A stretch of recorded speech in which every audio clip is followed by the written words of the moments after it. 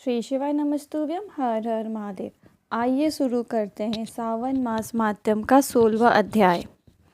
शिव जी ने कहा, है सनत कुमार, अब शीतला सप्तमी व्रत कहूँगा। सावन महीने की शुक्ल पक्ष सप्तमी रोज व्रत करें। पहले दीवार में बावली लिखकर उसमें अशरीरी संजक दिव्य स्वरूपधारी गिनती के साथ जल देवता लिखे।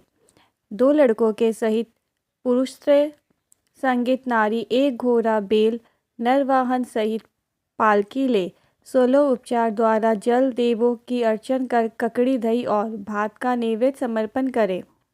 नैवेद्य पदार्थों का बयान ब्राह्मण को दे।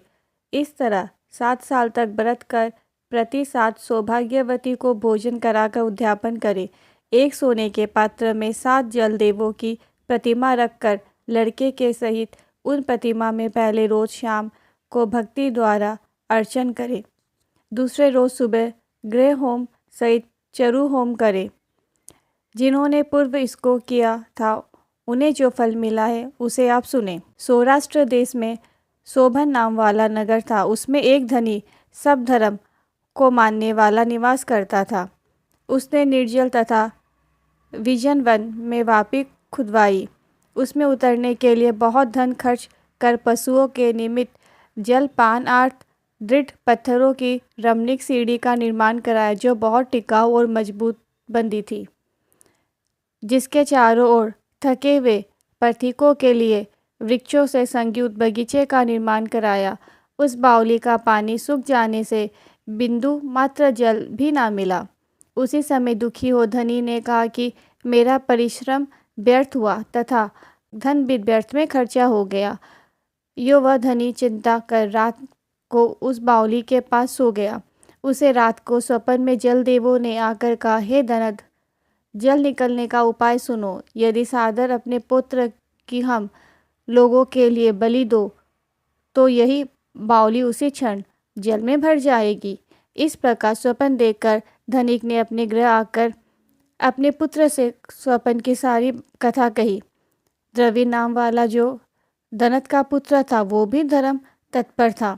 उसने पिता से कहा, पिताजी, मेरे तथा मेरे पुत्र के आप ही जन्मदाता है।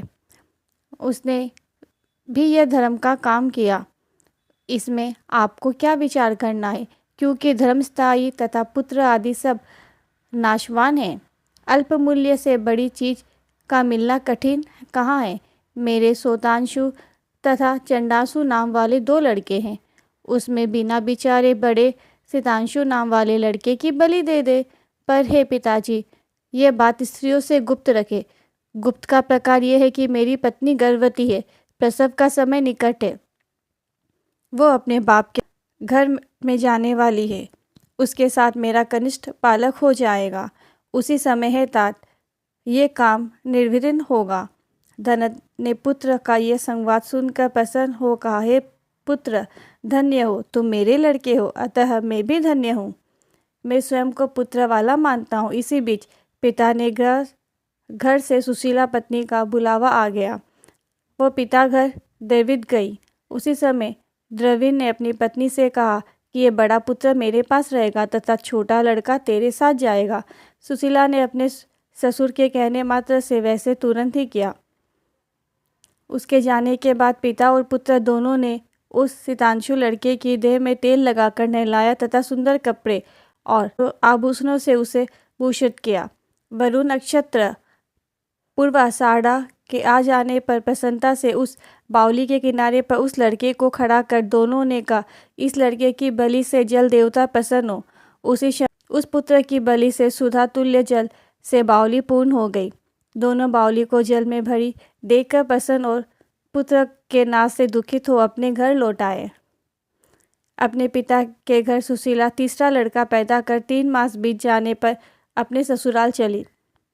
उसी बावली के पास आई तो उसे जल की परिपूर्ण देखकर विस्मय को प्राप्त होकर उसमें स्नान करके बोली कि मेरे ससुर का उद्योग तथा धन का खर्च यथोचित हुआ।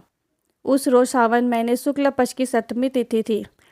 सुशीला ने शीतला का शुभ व्रत कर वहीं पर दही तथा चावल मंगवाकर स्वादिष्ट भोजन बनाया। जल देवता का अर्चन कर दही चावल और ककड़ी का नैवेद्य देकर ब्राह्मण को दे दिया। अपने बालक सहित उसने भी उसे दही चावल और ककड़ी का भोजन किया। वहाँ से सुशीला का गांव 4 कोस पर था।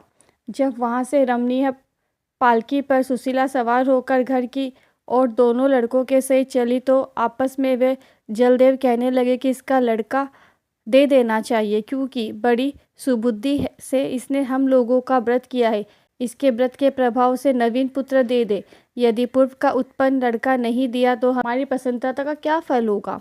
इसी प्रकार दयावान जलदेवों ने आपस में बातचीत कर उसे जल के बाहर निकाल कर विदा कर दिया। माँ को देखकर लड़का माँ के पीछे भागता हुआ माताजी ऐसा कहकर पुकारा।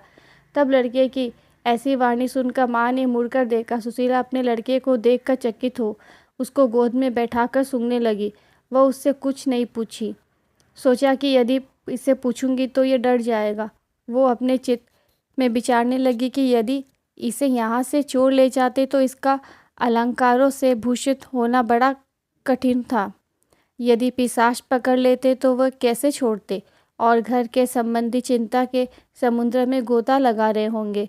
ऐसा विचार युक्त हो सुशीला अपने मकान के दरवाजे तक पहुँच गई।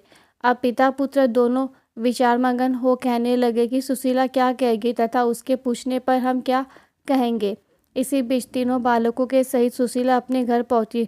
ससुर तथा पति ने बड़े पुत्र सितांशु को देखकर परम आश्चर्यचरित और प्रसन्न हो पूछा, हे सुचित्र से तूने किस पुण्य या किस व्रत को किया है।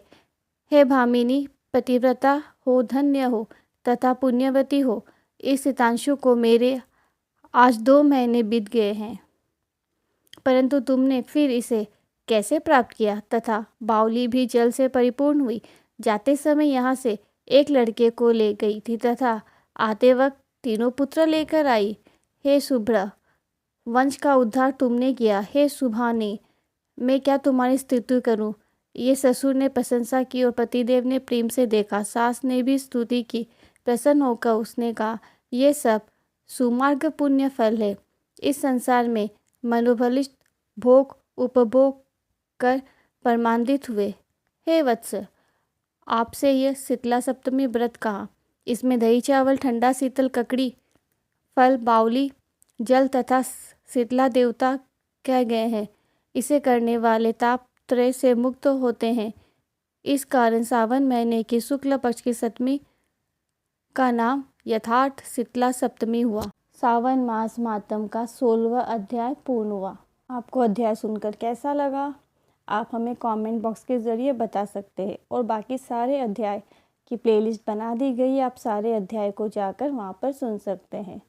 फिर मिलती हूँ नए वीडियो के साथ। तब तक के लिए श्री शिवाय नमस्तुभ्यम। हर हर महादेव।